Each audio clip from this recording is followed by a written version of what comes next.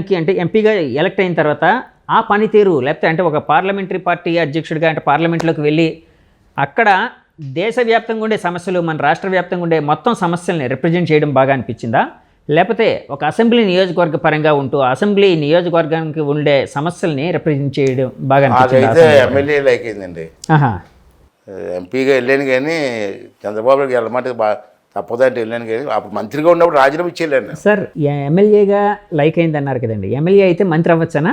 వచ్చేసి మంత్రి కోసం కాదు, పబ్లిక్తో ఇన్వాల్వ్మెంట్ ఉంటుంది రోజు. ఓకే. ఎమ్మెల్యే ఉదయం లేచి పడుకునే వరకు కూడా ఎవడో రావడం మాట్లాడుకోవడం, నాకు ఆ ఊరు ఈ ఊరు. ఎంపీగా వెళ్ళి ఆ పార్లమెంట్లో కూర్చొని ఏంటంటే కూర్చొని ఎవడో మనం పట్టించుకునేవాడు ఎవడో మా మాట ఇంటి కూడా ఎవడో. నాకు ఎందుకో చంద్రబాబు చెప్పాను, నాకు నేను అడ్జస్ట్ అవ్వలేకపోతున్నాను సార్ అని. ఏమన్నారండి ఆయన చంద్రబాబు గారు? లేదు, ఆ రోజు పరిస్థితి వెళ్ళవలసి వచ్చింది. అప్పుడు అనకాపల్లి నుంచే కదా సార్? అనకాపల్లి నుంచి సార్. అందుకనే సార్ ఇప్పుడు మీ అబ్బాయికి కూడా అనకాపల్లి అడుగుతున్నారు. అనకాపల్లి ఏంటంటే మా అబ్బాయి బాగా చదువుకున్నాడండి. అవునండి, విజయ్. శేషన్ గారి దగ్గర 2 సంవత్సరాలు ట్రైనింగ్ అయ్యాడు. టిఎన్ శేషన్ గారి దగ్గర. అంటే టిఎన్ శేషన్ గారు ఎలక్షన్ కమిషన్ చైర్మన్గా అంటే ఇదిగా ఉండేటప్పుడు అప్పట్లో ట్రైనింగ్ ఇన్స్టిట్యూషన్ ఉంది. ఓకే. పొలిటికల్ ట్రైనింగ్ అని ఓన్లీ సంవత్సరానికి 25 మందికి తీసుకుంటాడు. ఓకే. ట్రైనింగ్ ఇస్తాడు. దాంట్లో మా అబ్బాయి సెలెక్ట్ అయ్యాడు. 2 years అతనితో ట్రైనింగ్ అయ్యాడు. తర్వాత పొలిటికల్ సిస్టమ్ అమెరికాలో చదువుకున్నాడు. అది ఇంగ్లీష్ కానీ హిందీ కానీ ఏదైనా అనర్గళంగా మాట మా అబ్బాయి తెలుసండి. లేదు నేను విన్నాను, ఆయన స్పీచెస్ విన్నాను కూడా. రమణాయుడు కొడుకున్నాడా? ఎలా మాట్లాడుతున్నాడు? అవును, రామ్మోహన్ నాయుడు గారు. కాకపోతే ఈక్వల్గా మాట్లాడే కెపాసిటీ ఉంది. ఏ సబ్జెక్ట్ అయినా. ఆడ ఎంపీ అంటే బాగా ఇంట్రెస్ట్. ఓకే. అది నేనేమన్నానంటే ఒక ఎంపీ ఇవ్వండి సార్ అని అడిగాను నేను.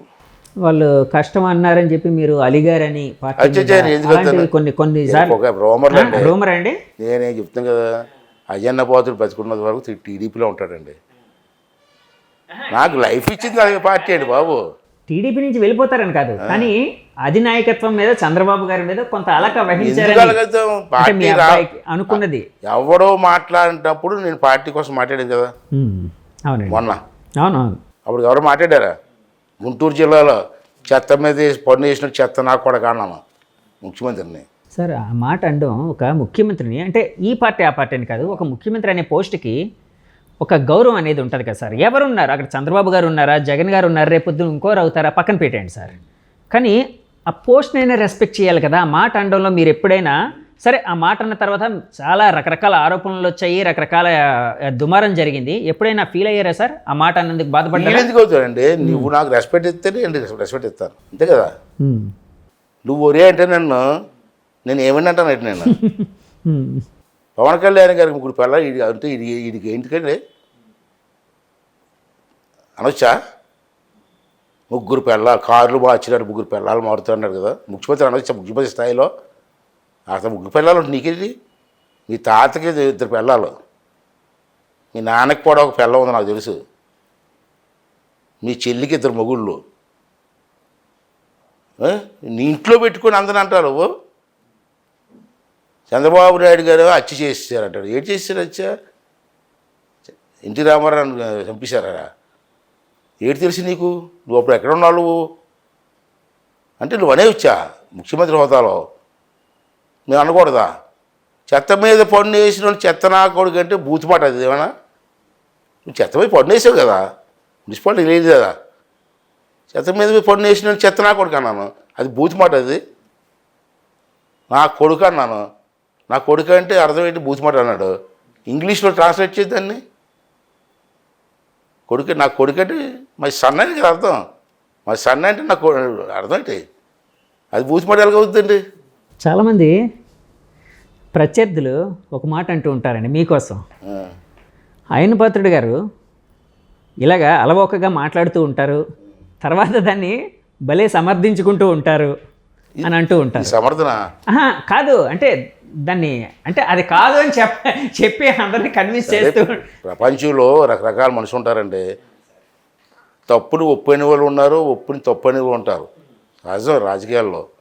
కానీ నేను అన్నది ఏంటంటే ఆ రోజు చెత్త మీద పన్నేసేది ముఖ్యమంత్రి, చెత్త మీద పన్నేసేది నా కొడక, చెత్త నా కొడక అన్నాను. నా కొడక అన్నాడు, అర్థమైంది బూసిపోదు అన్నాడు. అప్పుడు ఇంగ్లీష్లో ఇంగ్లీష్లో ట్రాన్స్లేట్ చేసుకుంటే అర్థమవుద్దని చెప్పాను. కేసు ఏదైనా పెట్టారు సార్ మీ మీద? దాని మీద ఏం లేదు సార్. అలాగే మీరు రోజా గారు అంటే ఎక్కువ రోజా గారి మీద కానీ నాకు తెలిసి ఆవిడ మీద ఎక్కువ అటాకింగ్గా మాట్లాడుతూ ఉంటారు. ఎందుకు సార్? ఏమో ఆవిడకి నాకు సంబంధం ఏంటండి బాబు?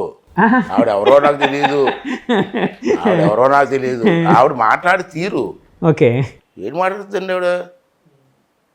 ప్రతిదానికి చంద్రబాబు నాయుడు గారిని అంటే రకరకాలు ఎన్నిసార్లు రికార్డు చేస్తే మానవుడు రకరకాలు మాట్లాడుతుంది. లొకేషన్ ఏమో ఎందుకు పడికాడు అంటుంది. దేనికి పడికాడు? ఈ నడలేడు అంటుంది. నువ్వు డ్యాన్స్లు వేస్తే తప్పలేదు కదా, నన్ను పాదయాత్ర తప్ప. ఏం చేసావు యాజ్ ఏ మినిస్టర్గా? మన టూరిజం స్పాట్స్ మనకి అరకు కానీ, పాడేరు కానీ, లంబసింగ్ కానీ, విశాఖపట్నం కానీ, నువ్వు ఈ 4.5 సంవత్సరాలు యాజ్ ఏ టూరిజం మినిస్టర్గా ఆ ఋషికొండ మీద బిల్డింగ్ తప్పించి నువ్వు ఏం చేసావు చెప్పు? కానీ ఒక మహిళగా ఆవిడకి ఇవ్వాల్సిన గౌరవం ఇవ్వాలి కదా సార్. ఇస్తామండి. మీరు సరే అంటే విమర్శలు మహిళగా గౌరవం అంటారు, మగవాడికి గౌరవం వస్తలేదండి. మగవాడికి గౌరవం ఇద్దరికి ఇచ్చిపుచ్చుకోవాలి.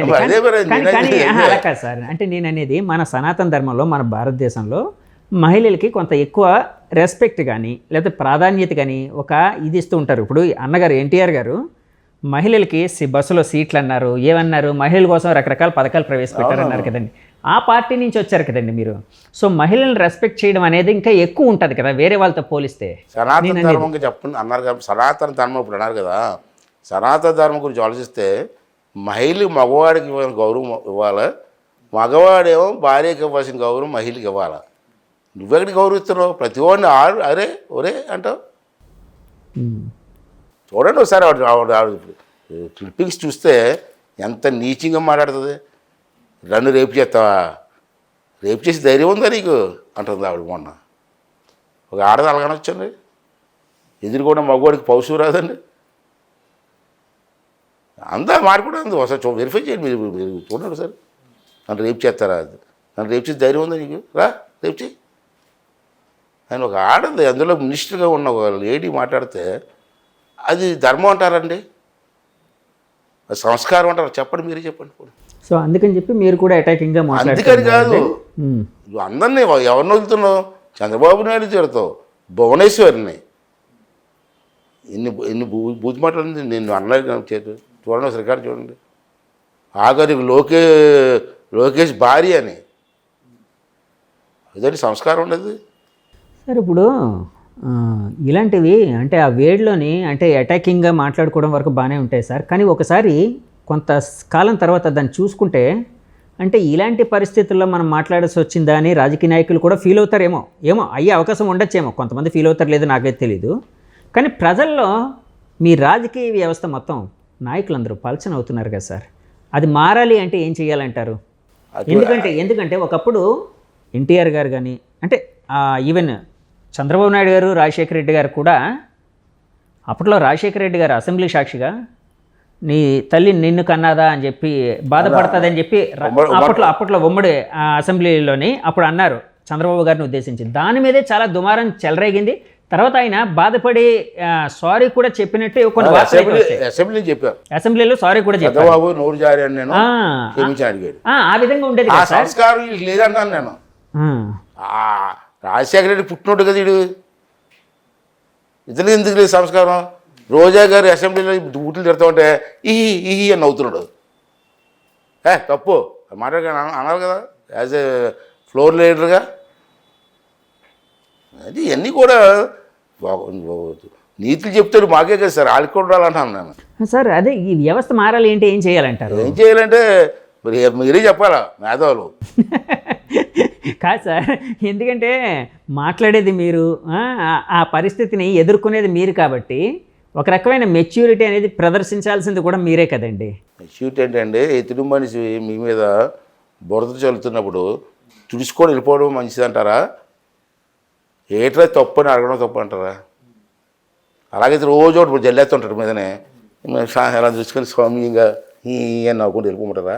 చంద్రబాబు నాయుడు గారి మీద ఒక అపవాదం అయితే ఉందండి. ఆయన చాలా మెతగ్గా ఉంటారు చాలా విషయాల్లో. ఆ మెతకతనం అనేదే అంటే చాలామందికి ఒక రకమైన అంటే ఒక ఇది ఇచ్చింది. సో అందుకే తర్వాత ఆయన అధికారంలో లేనప్పుడు ఆయన మీద జులుం చెలాయించడానికి లేకపోతే ఒక ఇది చెలాయించడానికి ఒక కారణం అవుతుంది అని ఒక ఆరోపణ అయితే ఉంది. అలాగే పార్టీ వాళ్ళకు కూడా ఏదైనా స్ట్రైట్ అవే చెప్పాలి అంటే ముక్కుసూటిగా చెప్పరు, ఆయన ఆలోచిస్తూ ఉంటారు. అంటే అవతల వాళ్ళు హర్ట్ అవుతారేమో, సౌమ్యంగా చెప్దాము అన్నట్టు ఉంటారు. ఆయనంతా సౌమ్యంగా ఉండే ఒక రాజకీయం అది ఇప్పుడు చెల్లదు అని చాలామంది చెప్తూ ఉన్నారండి. దీని మీద మీరు చెప్పిన దాన్ని బట్టి ఏదో ఆలోచిస్తే అంటే నేను రామారావు గారి దగ్గర పనిచేశాను, అతని దగ్గర పనిచేశాను కూడా చెప్తానండి. చంద్రబాబు నాయుడు గారు డెవలప్మెంట్ గురించి ఆలోచిస్తాడండి ఎక్కువ. గంటల మీటింగ్లో కూడా అదే మాట్లాడుతుంటాడు. ఎదుటి మనిషి మీద కక్ష తీర్చుకుందాం అన్న ఆలోచన లేదు సార్ అతనికి. ఓకే, చాలాసార్లు చెప్పాను, ఆ ఎస్పీ బాగోలేదండి, కలెక్టర్ బాగోలేదండి.